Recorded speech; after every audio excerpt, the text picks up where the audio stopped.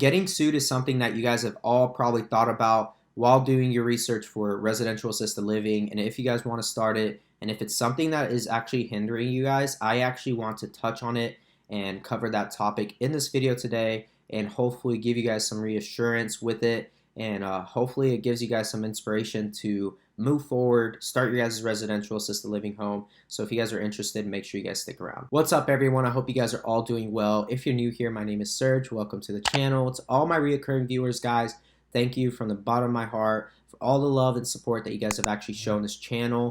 And I just want to tell you guys about the Facebook group that I've created. If you guys haven't, go make sure you guys join it. It's free. You guys might as well go do it. Just answer the 3 questions prior to requesting yourselves into the group. So without further ado, guys, let's go ahead and jump into the topic of this video. Now, I actually want to start out with an incident that happened at my home that almost led into actual lawsuit. And I know that kind of sounds scary, and it kind of was, but it wasn't, because I knew a lot of the things that were there in place to protect me. And then also because on my part, I felt like I didn't really do anything. So let's go ahead and kind of talk about that story. So what had happened was I was admitting this resident. The resident wasn't able to make payment right on when they moved in.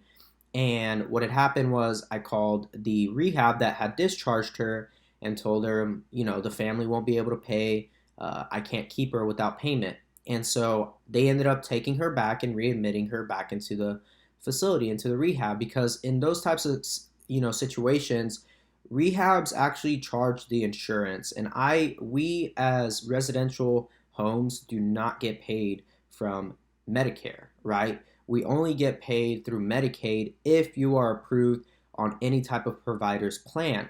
But I wasn't, and so therefore it all is private pay, and so families usually pay for the care of their loved one in my facility.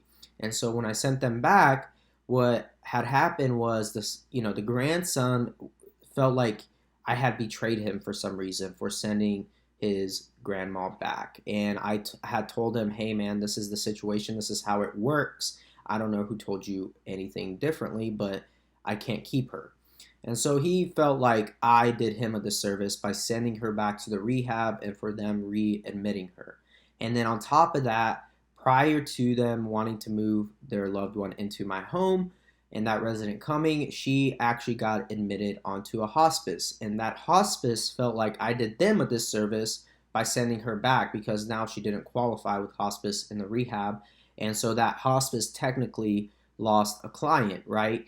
And all that had to come down, well, they thought it was my fault, and it really wasn't my fault at all by any means. I was just doing what was right by my business and what was right by me, and everybody should have been on the same page about the whole payment situation. And I know I talk about that whole scenario in a different video, which I will put up here. But with that being said, guys, after all that had happened and went down, I then got threatened by the grandson, and then also got threatened by the hospice that they were going to come back and sue me for something regarding discharging, you know, not giving notice for discharging, this and that. Well, the thing is, guys, there's a lot of things that you guys need to understand, that you guys need to have in place in order for stuff like that not to actually go through and for them to not actually sue you. And one of the main things is the contract that you guys write up for the resident. And prior to this happening, the grandson had already signed the residency agreement or contract, and therefore in that contract says that payment needs to be made on move-in.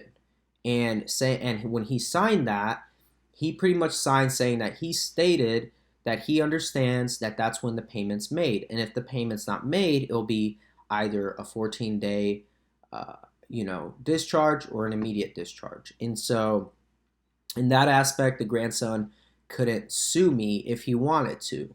Okay, and another thing that you guys can put in place as well is your insurance, right? The liability insurance that you guys need to get for your business. I know that there are assisted living homes out there that do not have that liability insurance because they feel like it's not worth it, that nothing's going to happen, and that the premium's too high, etc. They feel like it's not worth it when in all reality, that is an investment that you guys need to actually make for your guys' business to protect it.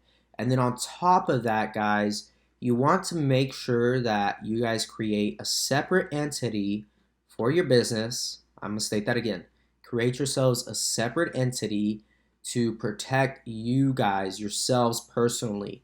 If the business is under a separate entity, if you do go under a lawsuit, they will go after everything on that entity, after what's actually owned by that entity. Therefore, your personal bank accounts, your personal items, your car, your other houses, your other businesses will not be affected by that lawsuit. It will be strictly just the business. And you guys need to talk to a CPA and a lawyer to get that set up for you guys. But I highly, highly, highly recommend that, especially if you own the property as well. If you guys own the property and you guys own the business, create them under two separate LLCs, guys. Create them under two separate entities and speak to a professional about it and get that set up. But I highly recommend that you guys do that in order to not only protect yourselves, but protect your other assets that you guys may have. And then on top of that, guys, make sure that, what had happened with the hospice didn't end up trying to sue me.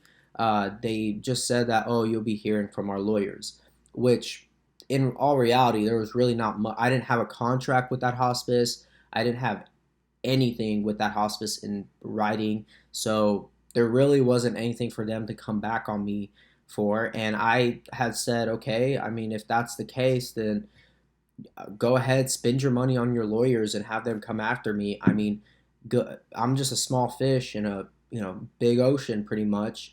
If there's something that they wanted to come after me, I mean, there really wasn't anything for them, so I wasn't afraid in that aspect. But what had happened also in that situation was that the resident did have a bed sore from the rehab, or like a stage 2 bed sore on her coccyx, right? And the one thing was that, like, she didn't even stay a night at my facility. She got admitted, came in, and then got sent, I believe, that same night. She got discharged back and got readmitted to the rehab.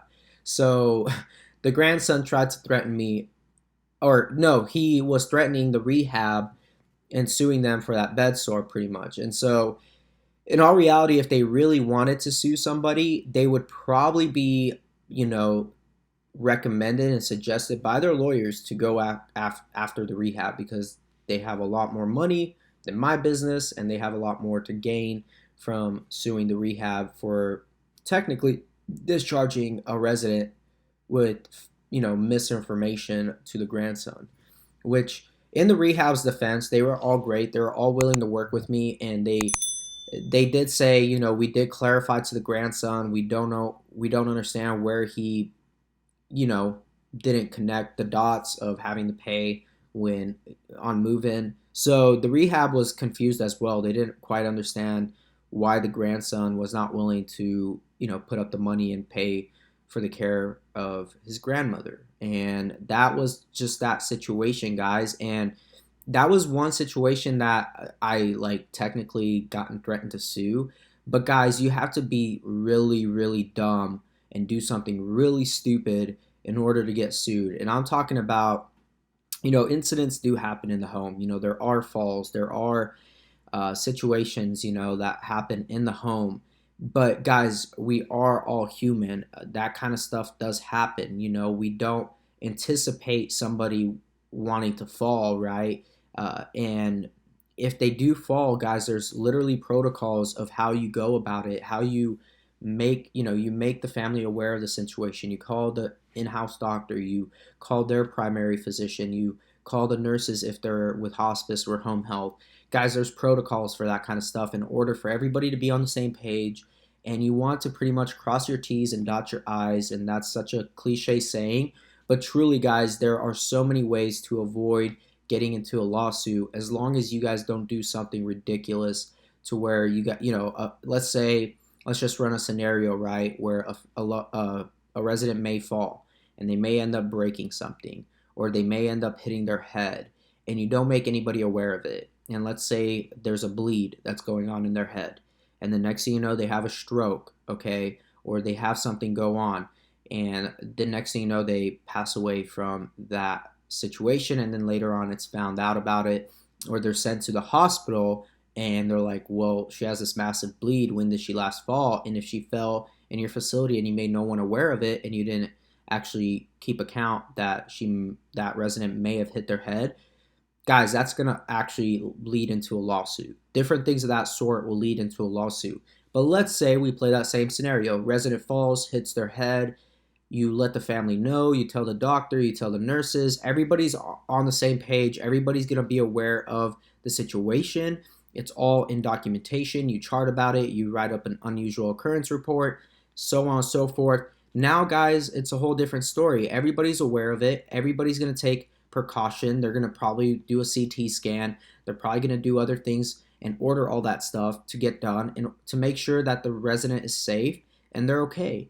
And guess what, guys? That's not going to lead into a lawsuit. It's as simple as that, guys. It's as simple as making sure that you guys are well aware of the situation every time it happens and making sure you make everyone else aware of it who is part of the care of the resident. You guys made it all the way to the end. Thank you so much, guys. Make sure to hit the like button. Hopefully this video did give you guys some more clarity and reassurance about lawsuits in residential assisted living. And if it did, guys, just let me know down in the comments section. I would love for you guys to just collaborate with me, and I love responding to all your guys' comments. And if you guys haven't yet, go join the Facebook group that I've created, and also smash that subscribe button. And until next time, guys, God bless and peace.